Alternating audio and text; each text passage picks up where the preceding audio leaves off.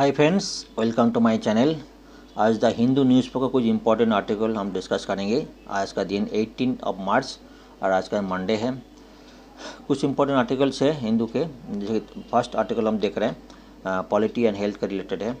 तमिलनाडु में जो fifth largest mortality rate, जो डिजीज़ की वजह से तमिलनाडु में सबसे ज़्यादा मोर्टालिटी होता है, जो फिफ्थ है उसको वो किडनी डिजीज़ है। तमिलनाडु जो मैक्सिमम डिजीज़ है जो किडनी रिलेटेड है वो है ड्यू टू एग्रीकल्चर वर्क जो करते हैं। कई केस में जो इंडस्ट्री काम करते हैं कि सॉल्ट जो तमिलनाडु जो सी साइड में है, जैसे सॉल्ट में जो उसमें इंडस्ट्री में काम करते हैं, उसमें भी जो है किडनी डिजीज़ में देखा गया। जो लोग आउटसाइडर काम करते हैं, ठीक है, पानी में ज़्यादा नहीं मिलते, प्रोन डिजीज प्रोन है, तो किडनी डिजीज़ वहाँ पर ज़्यादा होता है। तो ऐसा बताया जा रहा है जो जो है तमिलनाडु गवर्नमेंट ने क्या किया, कई डिजीज़ के लिए काफ़ी उन्होंने स्टैंड लिया। एक तो हेल्थ केयर, एक हेल्थ एंड डिजीज काम, तमिलनाडु गवर्नमेंट हेल्थ एंड जो है और एजुकेशन दोनों सेक्टर में उन्होंने काफ़ी वर्क किया, काफ़ी गवर्नमेंट स्टैंड लिया। तमिलनाडु गवर्नमेंट जो मेनली जो डायबिटीज़ एंड हाइपरटेंशन, जो डायबिटीज़ हमने बाकी सब जगह है, लेकिन इन डायबिटीज़ हाइपरटेंशन के लिए उन्होंने क्या किया, जो आदमी लोगों को डोर टू डोर उन्हें मेडिसिन दिया, चेकिंग भी चालू किया, इसमें काफ़ी स्टेप्स उन्होंने लिया। लेकिन यही बताया जा रहा है एक किडनी के लिए भी करना पड़ा। Kidney one of the fifth जो लार्जेस्ट मोर्टालिटी रेट है जिसका वजह से होता है।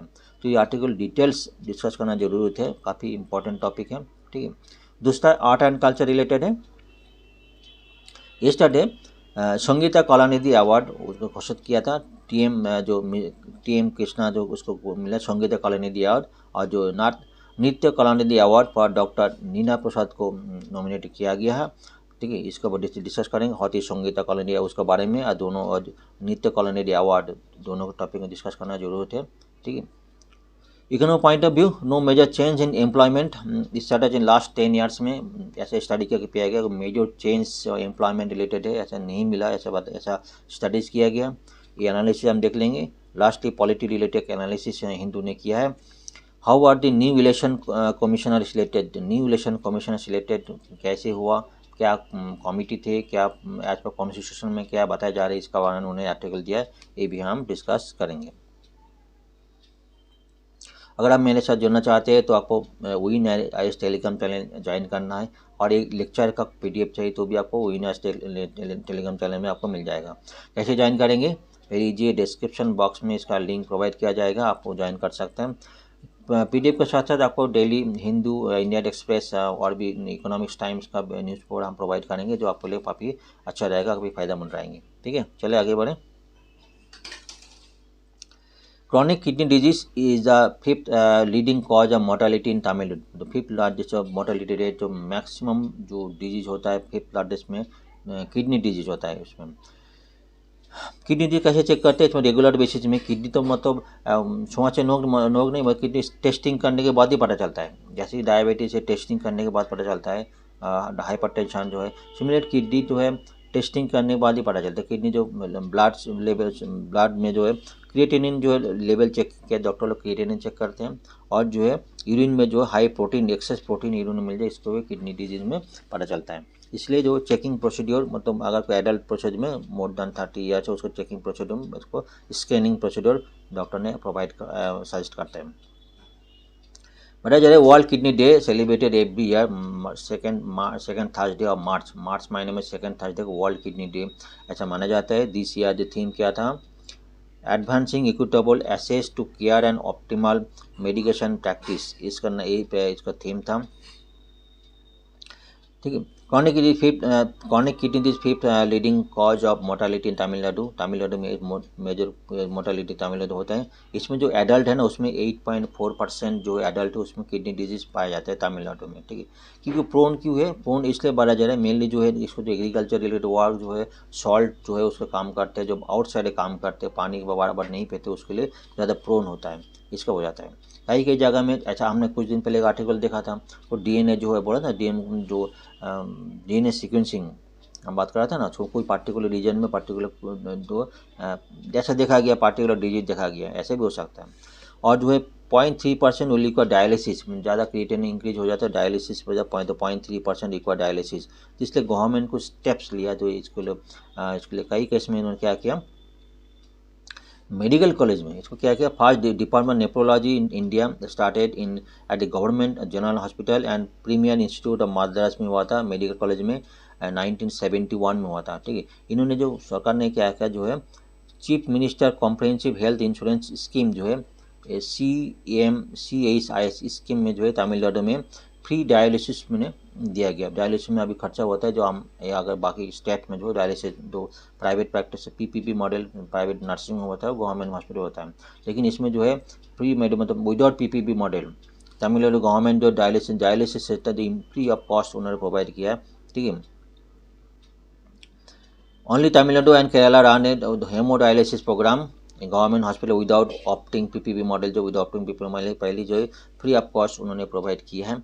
ठीक है, इन स्टालिन जो है जो चीफ मिनिस्टर 2021 में provide health care to door step, देखो health care door step operation including screening for patient including screen करेंगे, drug delivery and palliative care, बाकी ऑल्सो मतलब बाकी जो डायबिटीज़ हाइपरटेंशन केस में जो गवर्नमेंट क्या क्या 2021 में जो है डोर टू डोर उन्होंने टेस्टिंग किया, ड्रग मेडिसिन प्रोवाइड की, इसलिए जो है और इसके साथ ये भी पूछा जा रहा है तो किडनी के साथ भी उसको जो जोड़ा जाए, किडनी टेस्टिंग इंपॉर्टेंट है, तो डायबिटीज़ और इसके साथ हाइपरटेंशन किडनी से भी जोड़ा जाए। Kidney one of the 5th largest जो है mortality rate in Tamil Nadu. With diabetes hypertension increasing in the population, the burden of chronic kidney disease will also increase कर रहा है। It impact not only health of people but also economy. Every year Tamil Nadu government spend more than 100 crore जो है बताया जा रहा है hemodialysis एलोनेट जो डायलिसिस के लिए गवर्नमेंट जो फ्री ऑफ कॉस्ट देते हैं उसके लिए 100 करोड़ खर्चा होता है। ठीक है, इसके लिए जो है among the spend on disease जो बताया जा रहा है।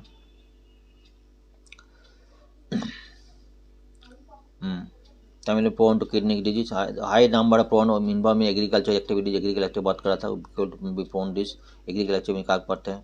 ठीक है, उसमें सॉल्ट पैन में काम करते हैं, ब्रिक क्लीन में other industry wire outdoor activities काम करते हैं। मेनली इस एरिया में किडनी डिजीज ज़्यादा पाया जाता है।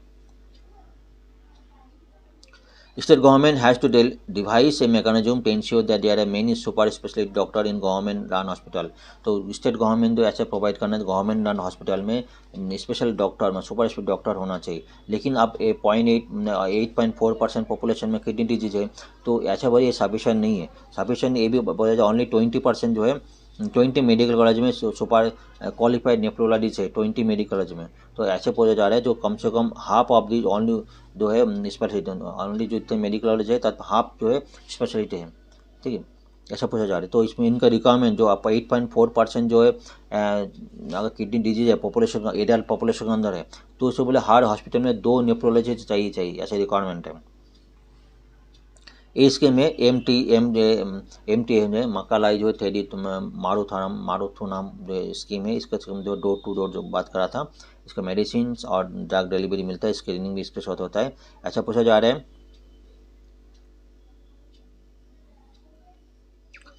All those with non commutable disease need life long medication. तो नॉन कम्यूटेबल डिजीज जैसे होगा हार्ट का हो गया, आपको थायराइड बताओ हो गया, इसका थायराइड हो गया, आपका शुगर हो गया, इसको लाइफ लॉन्ग इसको मेडिसिन लेना पड़ता है।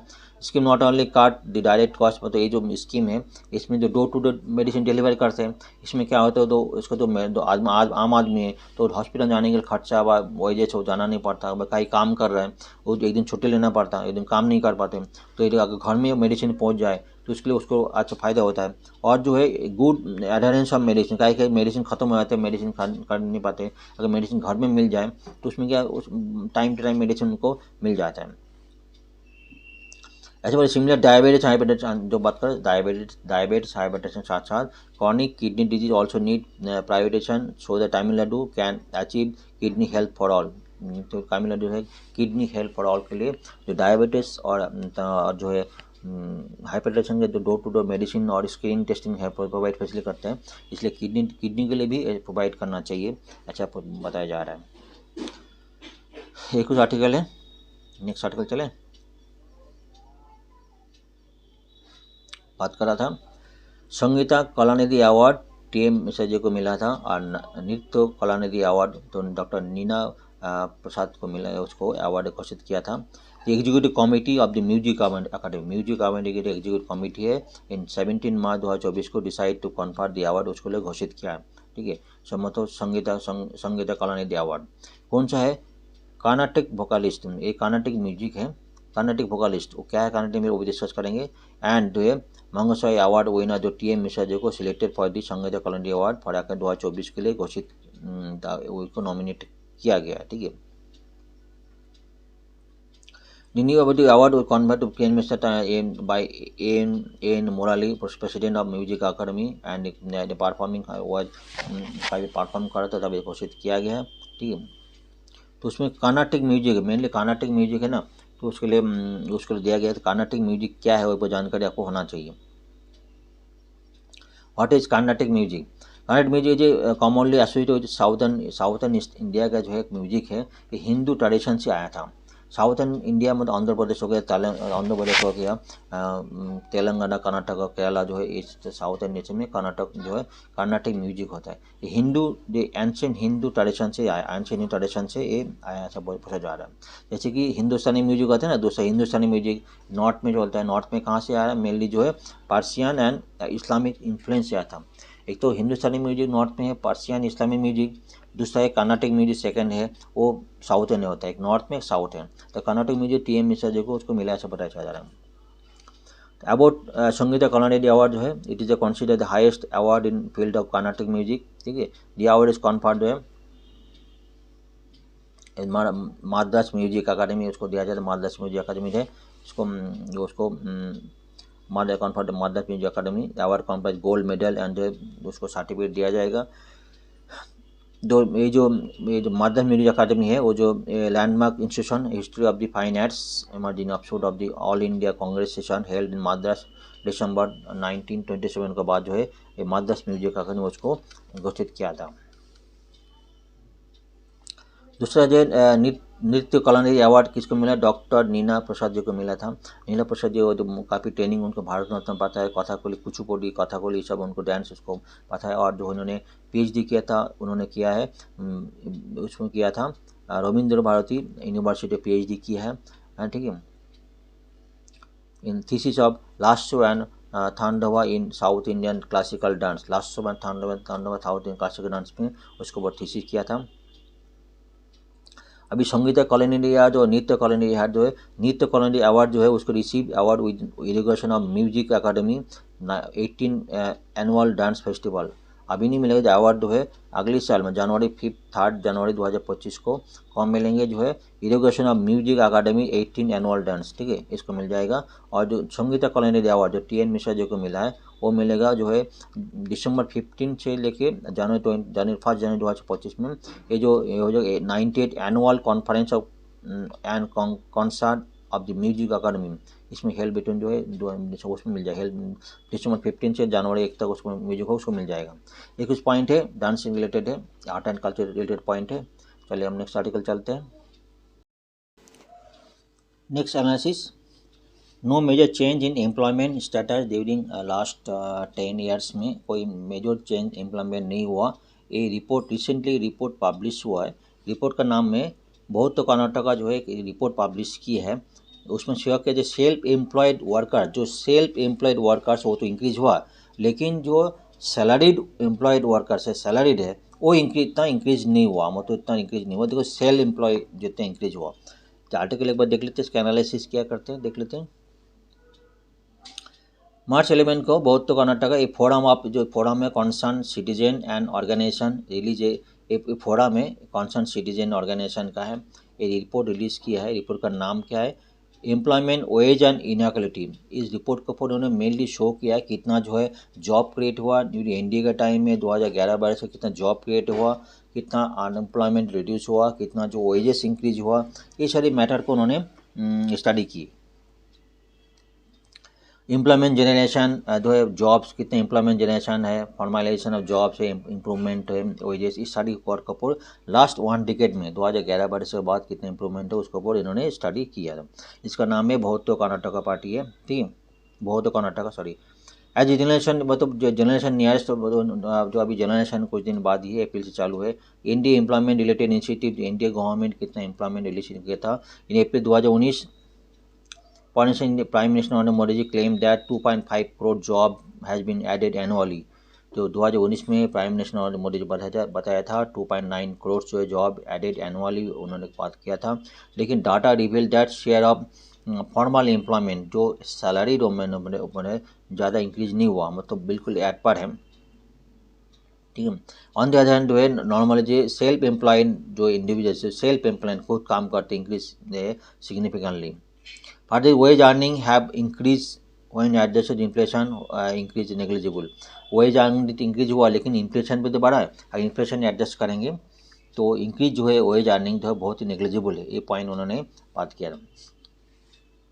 एक तो बात करें जो है standard reflected share of house hold earning, जो हाउस होल्ड अर्निंग है उसका जो है उसका less than national floor level minimum wage NFLMW, national floor level minimum wage, मतलब मिनिमम वेज जो है इन्होंने कौन डिसाइड किया, मिनिस्ट्री ऑफ लेबर एम्प्लॉयमेंट जो ऑर्गेनाइजेशन उन्होंने डिसाइड किया कितना होना चाहिए पर डे 375 जो है अर्निंग होना चाहिए, और वीकली जो है 3000 के आसपास जो वीकली अर्निंग होना चाहिए।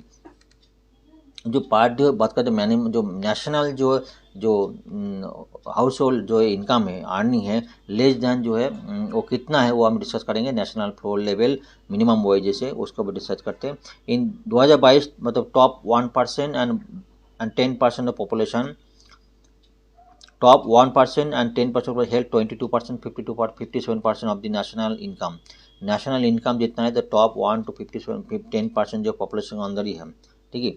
While the bottom 50% health 12.7%, bottom 50% जो है 12.7% ही है, मतलब जो गरीब अमीर आदमी है उसके पास ज़्यादा वेल्थ है, गरीब जो है उसका बाद बहुत पोअर कंडीशंस में है, ऐसा बताया जा रहा है। चार्ट में देखा रहा है share employment according various employment categories, इसमें बताया रहा है जो है सेल्फ एम्प्लॉयमेंट है, कैजुअल एम्प्लॉयमेंट और जो है फॉर्मल एम्प्लॉयमेंट, ठीक है। सेल्फ एम्प्लॉयमेंट देखा 2011-12 में जो एक तो रेड में जो बता रहे वुमेन्स और मेन में जो बता रहे, मैंने चार्ट को थोड़ा बड़ा करते हैं।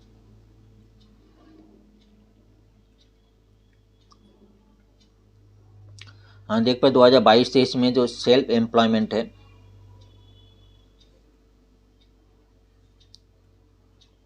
2022-23 में जो सेल्फ एम्प्लॉयमेंट पहले कितना था 56% था, अभी हो गया 64%, मतलब वुमेन में।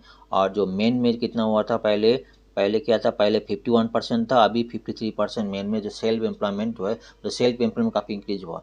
और जो हम फॉर्मल एम्प्लॉयमेंट जो बिलो 25% से बता जा रहे हैं, ठीक है। अभी कितना है तो ये वुमेन में 18% और मेन में 23%, भले ही पहले से थोड़ा नेग्लिजिबल इंक्रीज हुआ, लेकिन एज़ कम्पेयर टू जो सेल्फ एम्प्लॉयमेंट उसका था जो एम्प्लॉयमेंट जो है सैलरी एम्प्लॉयमेंट कंडीशन बहुत ही कंडीशन बहुत ख़राब है, ऐसा देखा जा रहा है।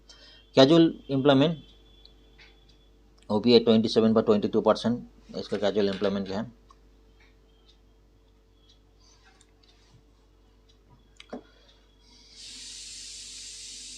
नेक्स्ट स्लाइड चलते हैं। ईयर वाइज जो है एवरेज वीकली जो है वेजेस ईयर वाइज है, मतलब बताया जा रहा है तो 2011-12 से लेकर 2022-23 में जो है मेन रेगुलर सैलरीड वर्कर्स, तो इन्फ्लेशन एडजस्ट करने के बाद जो है ज़्यादा मतलब फ्लैट जो है ज़्यादा इंक्रीज नहीं हुआ, वुमेंस में रेगुलर सैलरीड बहुत ही इंक्रीज नहीं हुआ। और कैजुअल लेबर में जो है देखेंगे बहुत स्लाइड है, ज़्यादा इंक्रीज नहीं हुआ, मतलब वेजेस एवरेज वेज है ज़्यादा इन्फ्लेशन एडजस्ट करने के बाद एवरेज वेजेस है ज़्यादा इंक्रीज नहीं हुआ। 8 share of house hold earn less than national floor level wages, मतलब स्टेट वाइज देखा है, स्टेट वाइज जो है नेशनल जो एक जो पर डे 375 जो है अर्निंग होना चाहिए, वीकली 3000 के आसपास होना चाहिए, पर वीक होना चाहिए। मेजर कौन का मिनिस्ट्री ऑफ लेबर और एम्प्लॉयमेंट जो है उन्होंने रिकमेंड किया था नेशनल फ्लोर लेवल जो है कितना पर डे कितना इनकम होना चाहिए। ऐसा पता चला जो है जो काफ़ी सारी स्टेट्स जो है मतलब कितना परसेंट पॉपुलेशन जो वो लेवल जो उसके नीचे है, ठीक है। तो छत्तीसगढ़ जो 59% 50% ऊपर, यूपी में 51% है, एमपी में 46% है, राजस्थान 31% है, महाराष्ट्र में 25%, ऐसा कुछ बताया जा रहा है। मतलब इसका जो काफ़ी जो छत्तीसगढ़ इस स्टेट में जो है 50% के ऊपर जो है जो पॉपुलेशन है जो नेशनल लेवल है उसका नीचे है, मतलब 375 का पर डे अर्निंग जो है इससे बहुत कम है। Income growth among majority of population, अगर टॉप वेल्थ में 10 पर टॉप वेल्थ में है, अगर 2022 यहाँ पे देखेंगे और 2000 नीचे बॉटम में देखेंगे तो टॉप जो है ऑयल कम पॉपुलेशन, जब अमीर आदमी है 10% पॉपुलेशन है, तो उसमें जो नेशनल जो है नेशनल वेल्थ इनकम कितना है, नेशनल वेल्थ कितना है, पहले 63 तो पहले था, वो भाई 64.5%, जो पहले स्लाइट इंक्रीज हुआ, पहले 60 था, अभी 64.5 हुआ था। अब जो गरीब आदमी जो है 50% जो पॉपुलेशन जो करता है उसका जो पहले 6.1% था, अभी और भी रिड्यूस होकर 5.6% हो गया। जो उसका जो नेशनल लेवल का जो वेल्थ है पहले 6% अभी और कम हो गया, फिर 5.6% हो गया। तो जो गैप जो है पहले जो था धीरे धीरे गैप दोनों का, अमीर गरीब का गैप जो है काफ़ी इंक्रीज हुआ, ऐसा जो एनालिसिस में पता चला। एक कुछ एनालिसिस है एम्प्लॉयमेंट रिलेटेड और जॉब क्रिएशंस और उसका वेजेस के बारे में, इसका ऊपर काफ़ी अलग अलग स्टडी आते हैं बीच बीच में। एक टॉपिक तो काफ़ी अच्छी इंपॉर्टेंट टॉपिक है, इसके ऊपर एनालिसिस में गवर्नमेंट का क्या परफॉर्मेंस रहा लास्ट 1 डिकेड्स में, ऐसा शो हो रहा है। नेक्स्ट एनालिसिस है how are the new election commission elected. Recently 2 election commission elect हुआ, आपको पता होगा। फॉर्मर ब्यूरोक्रेट जो गणेश कुमार एंड सुखबीर सिंह जो है फॉर्मर सिंधु जो है रिसेंटली उन्होंने इलेक्टेड हुआ इलेक्शन कमिश्नर के ऊपर। इलेक्शन कमिश्नर को रिसेंटली हमने एक सेपरेट उसका क्लास लिया, प्रीवियस क्वेश्चंस, ठीक है, और जो है पॉलिटिकल बुक्स जो है रश्मिकांत को जो पूरा डिटेल स्टडी किया, और एमसी को कितने तरह क्वेश्चन आ सकता है पूरा डिटेल हमने स्टडी की, हमने उसका लेक्चर दिया। अगर मेरे चैनल में देखेंगे उसका लेक्चर आपको मिलने जरूर उसको देखिएगा। प्रेसिडेंट जो है हमारा प्रेसिडेंट क्या इलेक्टेड गणेश कुमार एंड सुखबीर सिंह सिंधु को, बहुत रिटायर्ड IAS ऑफिसर, उन्होंने इलेक्शन कमिश्नर पोस्ट में उन्होंने नियुक्त किया था। हमारा कॉन्स्टिट्यूशन 324 से इसमें जो है इलेक्शन कमिश्नर के बारे में जो है सुपरिटेंडेंट्स डायरेक्शन कंट्रोल इलेक्शन को बताया गया था। In terms of law is related by 3 members committee. पहले जो 3 मेंबर्स कमिटी, अभी न्यूली जो अपॉइंटमेंट के लिए नया जो कानून बना 2023 में, फर्स्ट टाइम जो न्यूली जो 2 इलेक्शन कमिश्नर अप्रैल में फर्स्ट टाइम जो है उसमें जो कमेटी में कौन था, प्राइम मिनिस्टर नरेंद्र मोदी था, union home minister Amit Shah था, और leader of the Indian National Congress of Lok Sabha Adhir Ranjan Chowdhury था, इसमें कमेटी था पहले। This is the first election commissioner appointed after the commissioning of the law.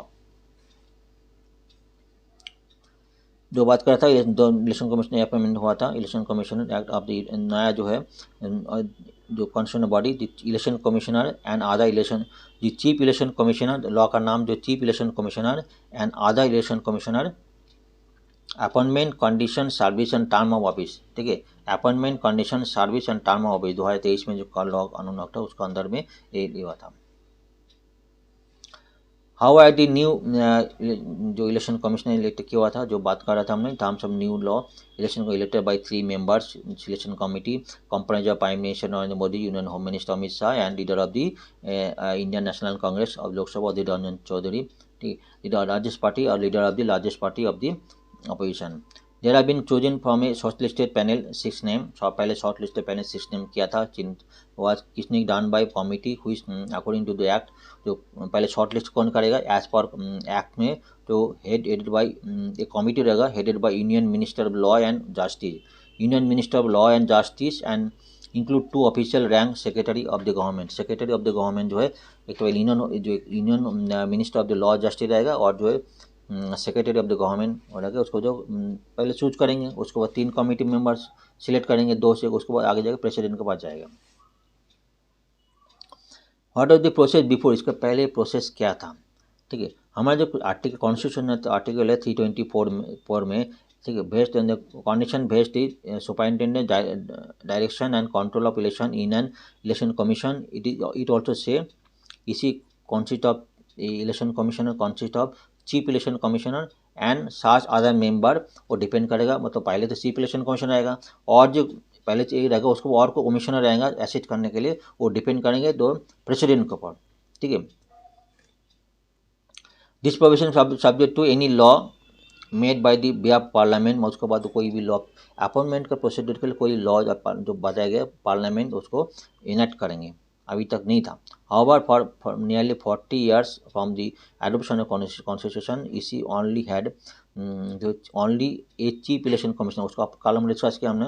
Only जो है अप टू 89 तक एक से चीफ इलेक्शन कमीशनर ही था, उसके बाद कोई नहीं था, मतलब 40 years के बाद। उसके बाद दो साल एक साल के लिए उसके बाद जो है बढ़ाया गया था, उसके बाद 2 इलेक्शन कमिश्नर बनाया गया था 1989 से लेके 90 तक। फिर 90 से लेके 1993 तक फिर एक चीफ इलेक्शन कमिश्नर था। और 1993 के बाद जो है 1993 के बाद जो है टोटल 3 मेंबर कंटिन्यू, एक 1+2, एक चीफ इलेक्शन कमिश्नर और 2 इलेक्शन कमिश्नर, 3 मेंबर, अभी तक 3 मेंबर ही चलते रह रहे हैं। ठीक है।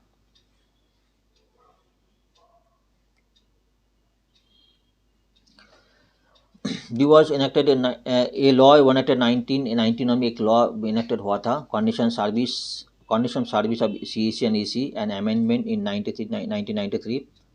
However it does not provide any appointment procedure. ठीक है। उसके बाद 1991 में एक लॉ इनेक्ट हुआ था, उसमें कंडीशन ऑफ सीईसी ईसी को बताया, लेकिन उसमें कोई अपॉइंटमेंट प्रोसीड्योर को कुछ बताया ही नहीं था।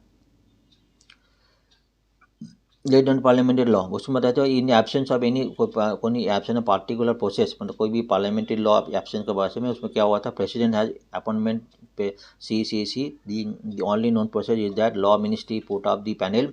जो बात कर रहा था उससे पहले अभी तो कोई लॉ नहीं था, उसके प्रेसिडेंट क्या करते, सी और सी के और ईसी के इलेक्शन कमीशनर और चीफ इलेक्शन को अपॉइंटमेंट करते थे।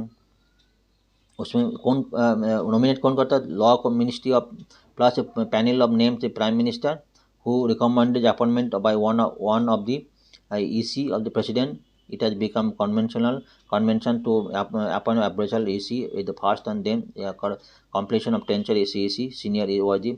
उसके बाद ये भी देखा गया अगर जो EC है इलेक्शन कमीशन है, अगर चीफ इलेक्शन कमीशन रिटर्न होने के बाद जो है इलेक्शन कमीशन उसका CEC पोस्ट हो जाएगा। मतलब अभी तक कोई अपॉइंटमेंट प्रोसीड्योर नहीं था। अभी क्या है, सुप्रीम कोर्ट बीच में आया था मार्च में 2023 में हुआ था। ओनू बार्नाला वर्सेस यूनियन इंडिया जो है 5 member constitution bench is that intention of maker the constitution is the power appointment CEC was not mean by given exclusively to the executive. अभी तक क्या कर रहा था, जो CEC इलेक्शन कौन करता है, एग्जीक्यूटिव में प्राइम मिनिस्टर कर रहा था, अपोजिशन लीडर कोई तो नहीं कर रहा था, मतलब एक न्यूट्रल पार्टी नहीं थे। ठीक है। और इट वॉज एक subject to law made by parliament. अभी तो पार्लियामेंट का तो कोई लॉ बनाना था, अभी तो बनाया नहीं, अभी तक एग्जीक्यूटिव के ऊपर छोड़ देना ठीक नहीं।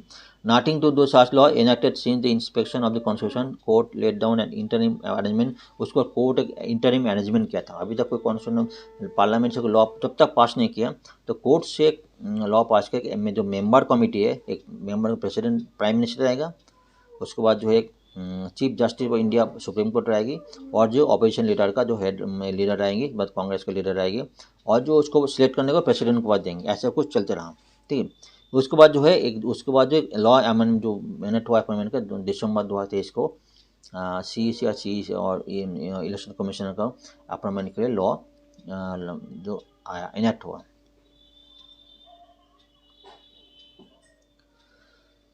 पिटिशन रिसेंटली जो है दोनों जो सिलेक्शन कमीशन पर रिसेंटली सुप्रीम कोर्ट का काफ़ी पिटिशन भी आया था। इन्होंने ये बोला जो अगर अपॉइंटमेंट हुआ था, लेकिन एक तो देखो प्राइम मिनिस्टर है और उसके अंदर होम मिनिस्टर है, दोनों एक ही एक सेंटर में है, और और जो तीन में से दो तो एक वो सेंटर के है, मतलब इसको भाई मतलब अनबायस हो रहे हैं, बायस नहीं हो रहे, मतलब न्यूट्रली नहीं हो रहा। इसके लिए सुप्रीम कोर्ट के ऊपर एक पिटिशन आया था, काफ़ी पिटिशन है। सुप्रीम कोर्ट अभी बोला है अभी representative attempt to obtain stay, मतलब उसके ऊपर स्टे किया अभी रिसेंटली, उसको जो स्टे नहीं किया, मतलब जो अपॉइंटमेंट हुआ था, ठीक, उसके लिए अभी स्टे नहीं है। सुप्रीम कोर्ट आगे केस को आगे बढ़ाया। ठीक, ये इसको बड़ा होगा, अपना केस बड़ा होगा। इलेक्शन कमीशनर में काफ़ी सारे आर्टिकल आता है, उसको क्वेश्चन किस तरह आएंगे, which of the article in a constitution related to establishment election commission of India, हम बात करते 324 और ये इस तरह क्वेश्चन आप आ सकते हैं। ठीक है, इसको ऑलरेडी डिस्कस किया। All election panchayat concern bye connected by panchayat election कौन करता है, state election commission of India, state election commission, state legislature, panchayat Raj commission जो है। अगर ध्यान दीजिए, जो आप चीफ इलेक्शन कमीशन पंचायत को नहीं करते, म्यूनिसिपैलिटी नहीं करते, म्यूनिसिपैलिटी पंचायत के लिए स्टेट इलेक्शन के लिए सेपरेट है। ठीक है, तो स्टेट इलेक्शन कमीशन इसका राइट आंसर है।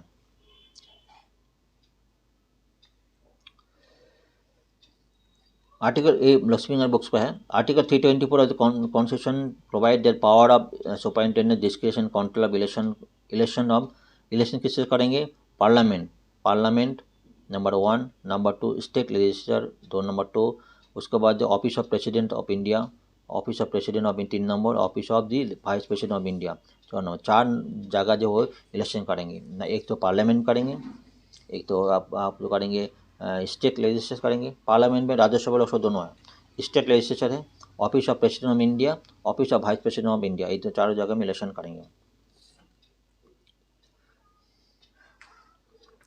It must be noted that election commission is not consented election to panchayat municipality से नहीं करेंगे, उसको सेपरेट स्टेट इलेक्शन कमीशन से करेंगे।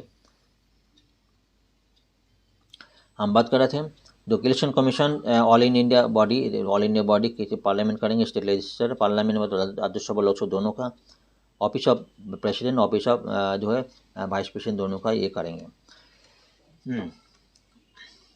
इलेक्शन कमीशन है वो सिंगल मेंबर पहले अप टू जो है 1950 से लेकर 1989 तक तो ओनली CEC था, चीफ इलेक्शन कमिश्नर था। और 1 साल के बाद उसको 1 साल के लिए उसमें क्या होता 1989 से 89 3 मेंबर हुआ, मतलब 1+2 हुआ था, ठीक है। फिर जाके 1993 के बाद जो है वो दोबारा 3 मेंबर 1+3 हो गया, बीच में 90 से 93 तक फिर एक हो गया था, ठीक है। फिर उसके बाद 93 के बाद वो जो प्रेजेंट पोजीशन में जो है वो ही करता है, 3 मेंबर है। पार्ट 15 ऑफ आर्टिकल 324 to 325 जो है कॉन्स्टिट्यूशन क्या बोलते हैं? Deal with power, function, tincture, eligibility of the commission of the members, ठीक है। ये ध्यान दीजिएगा, एक ध्यान दीजिएगा। आर्टिकल नंबर 243K और 243J the state election commission उन्होंने डील करता है। 324 superintendents direction control of election are to be vest in Asia, ये 324 इन्होंने आर्टिकल तो बताया 324 में, क्लियर है ना। The question which article related to state election commissions, हम बताया था 243K इसका क्वेश्चन है, आपको जानकारी होना चाहिए। कॉम्पोजिशन क्या रहेगा? District commission shell consist of the chief election commissioner and सास मेंबर, ध्यान दीजिए पहले CEC रहेगा, उसके बाद और कोई मेंबर रहेगा नहीं रहेगा वो डिपेंड करेंगे प्रेसिडेंट, ठीक है। Appointment chief election commissioner and other election commission shall be made by the president करेंगे, ठीक है। When the any other election commission so appointed, यदि एनी अदर कोई इलेक्शन कमीशन अपॉइंटमेंट करना है तो CEC जो है उसका चेयरमैन बन जाएगा, उस कमेटी का चेयरमैन बन जाएंगे। प्रेसिडेंट में also appoint after consultation with the election commission सास रीजनल कमिश्नर को अपॉइंटमेंट करना है as many consider necessary as the election commissioner. Election को एसेस करने के लिए कोई रीजनल कमिश्नर चाहिए कि नहीं चाहिए, उसके लिए president after consultation of the election commissioner discuss करने के बाद डिसाइड करेंगे। The condition service tenure of this office of the election commissioner, regional commissioner shall be determined by the president. Tincture रहेगा 6 साल के लिए, अब एज रहेगा अप टू 65 एज तक उनको कर सकते हैं।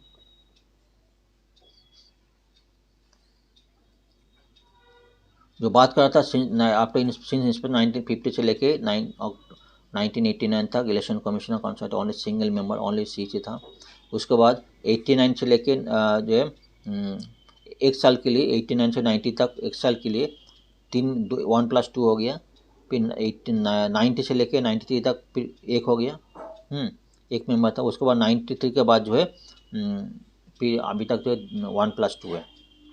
Chief election commissioner and 2 other election commissioner have equal power, मतलब chief election commissioner election commissioner जो मतलब उसको इक्वल पावर रहेगा और जो है इस इक्वल सैलरी, दोनों को इक्वल सैलरी भी रहेगी, अलाउंस रहेगा, इक्वल सैलरी सब एक हो जाएगा। एज पर पीयू जो पहले डिटरमेंट है एज पर पीयू के साइड उनको सेम रहेगी। जो बात कर रहा था जो अटेंड 65 जो टर्म कितना टर्म रहेगा 6 ईयर तक टर्म रहेगा और 65 एज तक उन्होंने election commission chief election commission रह सकता है। In case of any difference in option, इनका डिफाइनेंस इन कोई ओपिनियन में कोई डिफाइनेंस हो तो CEC और EC के अंदर, तो उसके बाद जो मेजोरिटी है वो क्योंकि पावर एक ही है, इक्वल पावर है, तो दोनों की मेजोरिटी है वो डिसाइड हो जाएगा। जो बात करता है डिसीजन में, चीफ इलेक्शन कमीशन और the election commission shall hold office for a term of कितना 6 ईयर्स तक, यहाँ पे कितना 65 ईयर्स तक, ध्यान दीजिएगा।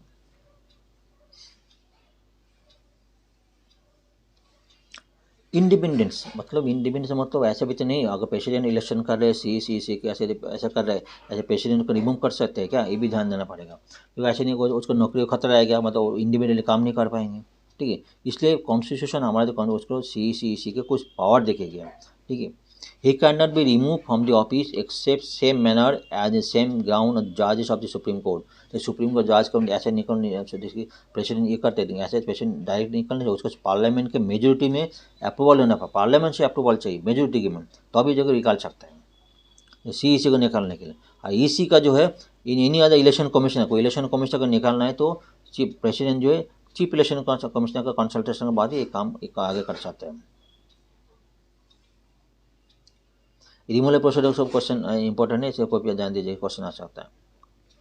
Election commissioner can be remove by the chief election commissioner, क्या नहीं, प्राइम मिनिस्टर नहीं, president of on the recommendation chief election commissioner, president on the president तो इलेक्शन कमीशन निकालने के लिए प्रेसिडेंट चीफ इलेक्शन कमिश्नर का कंसल्टेंट के बाद ही कर सकता है, लेकिन सी को निकालने के लिए नहीं कर पाएंगे प्रेसिडेंट, तो पार्लियामेंट से अप्रूवल चाहिए।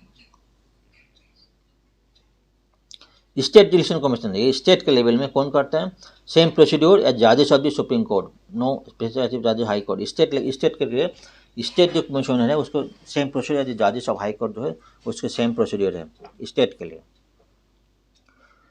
काफ़ी जो क्वेश्चन है, मतलब एमसीक्यू है, इसके ऊपर क्वेश्चन आ सकते हैं, इसलिए मैं किया। कॉन्स्टिट्यूशन जज ने स्पेसिफाई द टर्म और मेंबर्स ऑफ इलेक्शन का कोई प्रोसीड्योर अभी तक नहीं था, दो बात हमने कर रहा था। पावर ऑफ फंक्शन काफ़ी सारी है, पावर सारी जो पावर क्या करते हैं, तो डिटर्मिन टेरिटोरियल एरिया का जो एरिया डिसाइड करना, सिंबल देना, ठीक है, ये सब काम है उसका है। कोड ऑफ कॉन्डक्ट कल के हम डिस्कस करें, मॉडल कोड ऑफ कॉन्डक्ट में जो कोई भी model code of conduct decide करना जो उसका काम है, किधर गया मॉडल कोड ऑफ कॉन्डक्ट का जितना चाहिए गाइडलाइन से, मतलब अगर इलेक्शन डिसाइड होने के बाद शेड्यूल होने के बाद गाइडलाइन से और डिसाइड बाद जो है इलेक्शन कमिश्नर करेंगे। Cancel poll event of ragging rigging जो है बूथ कैप्चरिंग वायलेंस के ऊपर कैंसिल करना चीफ इलेक्शन का, बहुत सारे काम है। ज्ञान recognition of political parties allot election symbols, ये सारे काम है। ठीक है, ये ऑलरेडी डिस्कस किया, ये पॉइंट अब डिस्कस हो गया। 2017 का क्वेश्चन आया था। इलेक्शन कमीशन ऑफ इंडिया जब 5 मेंबर और बॉडी, नो हमेशा अब देख डिस्कस किया, 1+3 है, तो ये ठीक नहीं है। Union ministry of home affair decide election schedule, ना इलेक्शन ये भी ठीक नहीं, वो भी ठीक नहीं। Election commissioner resolve dispute related to split emerge, हाँ ये ठीक है। कोई भी इलेक्शन कमीशन है जो पार्टी है उसके अंदर कोई पॉलिटिकल पार्टी को डिस्प्यूट हो, इलेक्शन कमिश्नर उसको डिस्प्यूट करेंगे, 3 नंबर ठीक है।